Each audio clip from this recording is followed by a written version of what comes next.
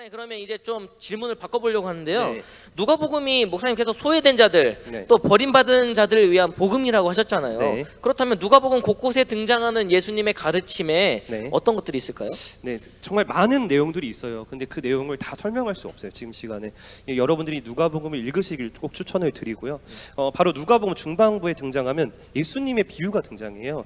먼저는 이제 선한 사마리아인의 비유가 등장합니다. 이 비유는요, 강도를 당한 사람이 있어요. 근데 강도를 당한 사람이 도와달라고 요청하는데 지나가는 사람마다 안 도와주는 거예요. 지나가는 사람이 누구냐면 유대인들, 막 제사장들, 종교 지도자들 이런 사람들. 왜 그런 사람들이 안 도와주는 거예요. 그러니까 사마리아인이 막 어떻게 해야 되나 싶은데 그때 누가 도와주냐면 그 당시 사마리아인이 도와줍니다. 네. 사마리아인이 이제 어떤 자냐면 혼혈인이에요. 그래서 그 당시 막 유대인들에게 핍박받고 멸시받고 과거에 되게 안 좋은 과거가 있어가지고 그랬던 자들인데 그런 자가 그 사랑을 실천하는 그런 모습을 보여주면서 정말 예수님은 이 비유를 통해 야 너희들 유대인 너희가 뭐 유대인이다 뭐 혈통이 있다 신분이 있다 이게 중요한 게 아니다.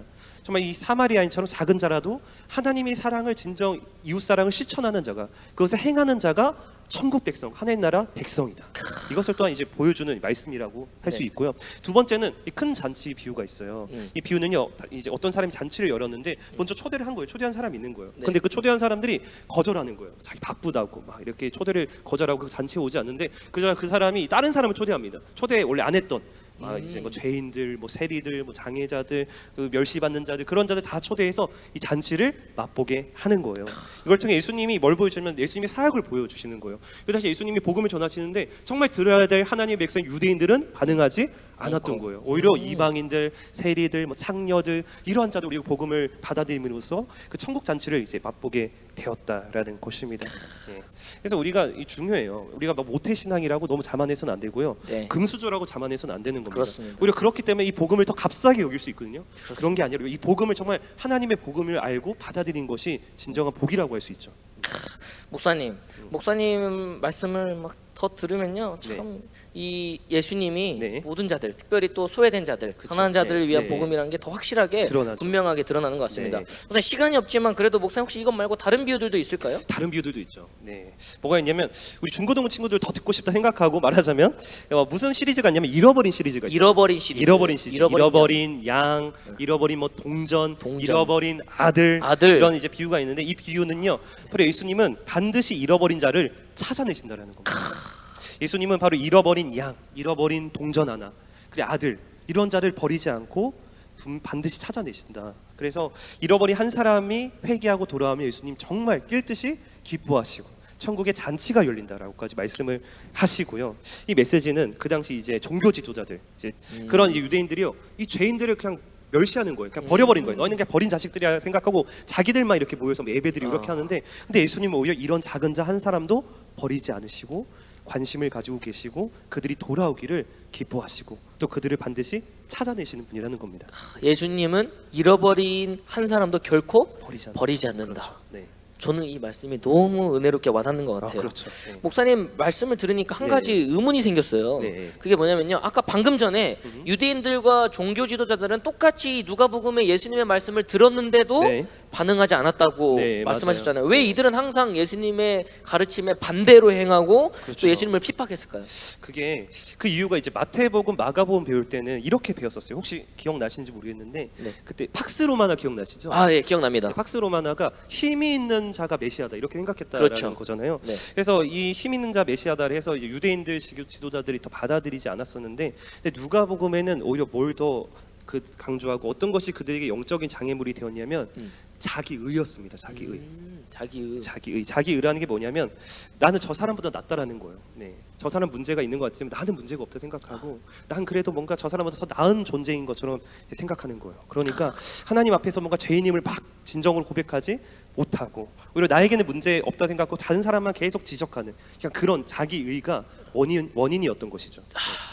그러면 마태복음, 마가복음과 달리 네. 누가복음의 관점에서는 당시 유대인들과 종교 지도자들이 예수님의 복음에 반응하지 못하고 회개하지 못한 이유가 네. 자기의 예, 맞습니다. 쉽게 표현하면 교만. 그렇죠. 교만. 네. 그렇죠. 네. 와, 혹시 이게 예수님의 비유에서도 등장하나요? 네, 이 잃어버린 시리즈 바로 옆에 PPT 보면 이 바리새인과 세리라는 비유가 등장하는데 바로 여기서 등장합니다. 둘 다 기도를 해요. 바리새인도 기도하고 세리도 기도하는데 바리새인은 어떻게 기도하냐면 막 이렇게 두 손 들고 당당하게 막 이렇게 기도합니다. 하나님, 저는 11조도 했고요, 교회도 잘 나가고요, 봉사도 열심히 하고요, 저는 뭐 문제될 게 없습니다. 하나님, 저는 저런 저 쓰레기들과 다른 정말 질이 다른 자입니다. 이렇게 막 기도를 해요.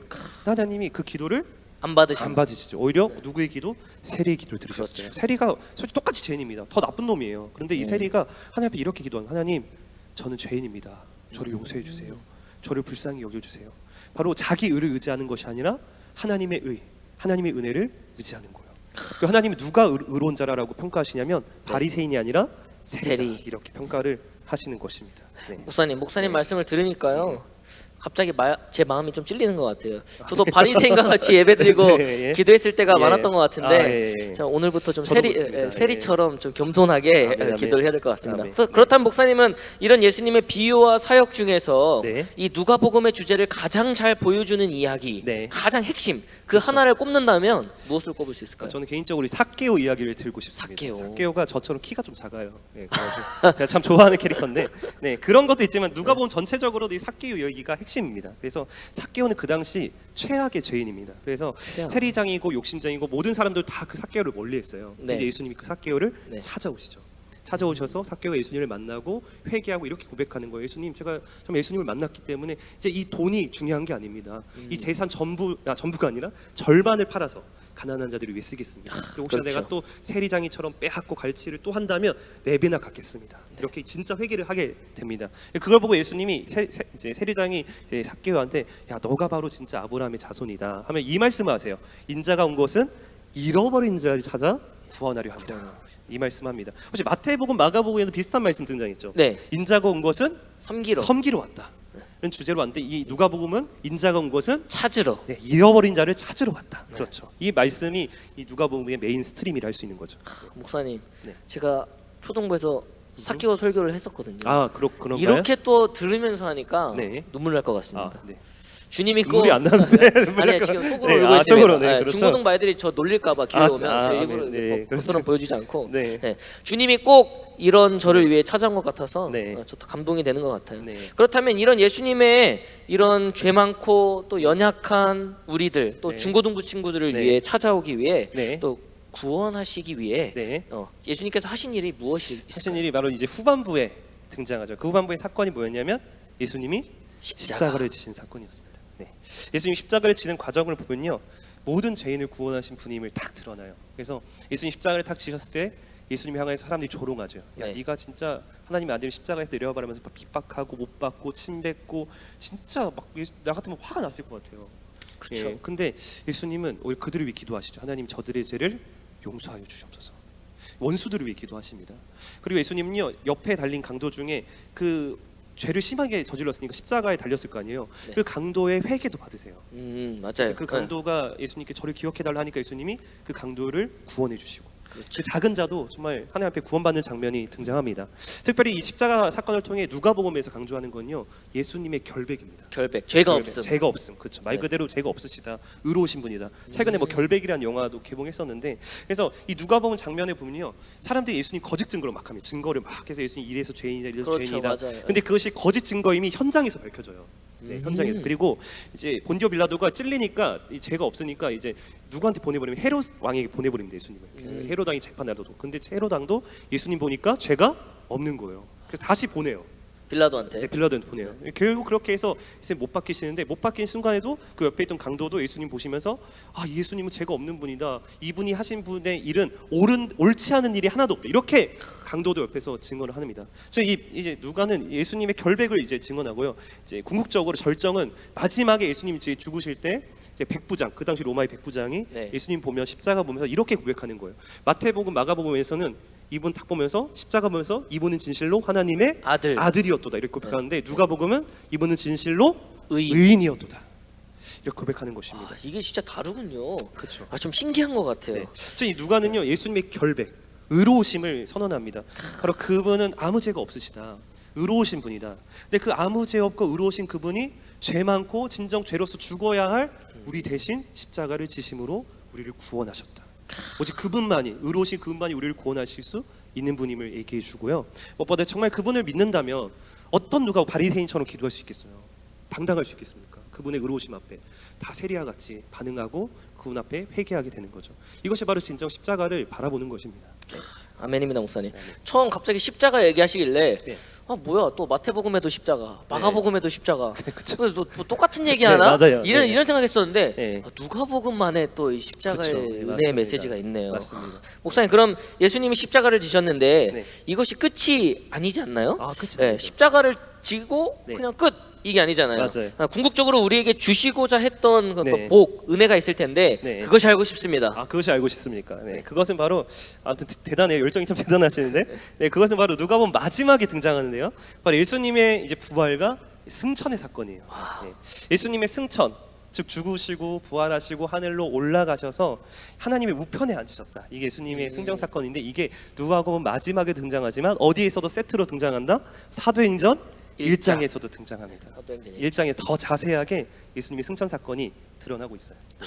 목사님, 네. 사실 제 질문은 예. 예수님이 십자가 지셔서 네. 우리에게 주시고자 했던 복이 무엇인지 아, 그 그렇군요. 은혜가 무엇인지 물어본 네, 건데 네. 일단 다시 질문할게요. 네. 예수님의 승천 이야기가 네.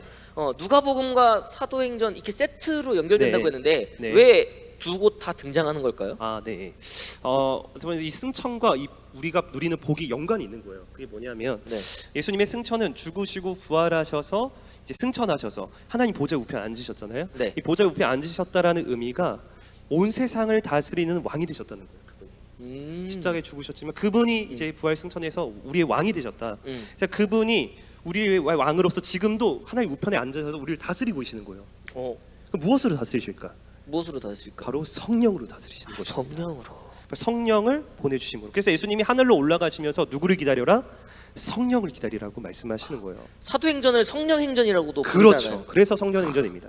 예수님이 승천하셨다는 건 우리에게 무엇을 보내주시겠다, 무엇으로 다스리시겠다, 무엇으로 함께하시겠다예요. 성령으로. 네, 성령으로. 예수님이 자기가 이 땅에 몸으로 있는 것보다 성령을 보내주시는 게 더 좋다고 보신 거예요. 예수님이 이제 몸으로 계시면 제자들과 함께할 수밖에 없는데 성령으로 오시면 모든 자들에게 임하셔서 모든 자들이 다 주님을 고백하게 되는 그런 역사가 일어나죠. 이 성령이 바로 예수님의 영인데요. 바로 네. 예수님의 영이신 성령이 우리 안에 오심으로 무엇이 탄생하냐면 교회가 탄생하는 거예요. 교회. 네.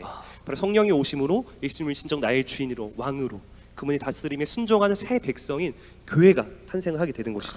그래서 예수님의 이제 복음을 모두가 듣고 그 복음 앞에 순종하고 예배하고 그 복음 안에서 함께 교제할 때 이것이 바로 하나님의 나라를 충만히 누리는 그런 복을 누리는 교회라고 할 수 있겠습니다. 그 증거가 이제 나타나는 건 이제 사도행전에 나타나는데 그 증거가 네. 뭐냐면 바로 이제 하나님의 그 복음이 차별 없이 선포되는 거예요.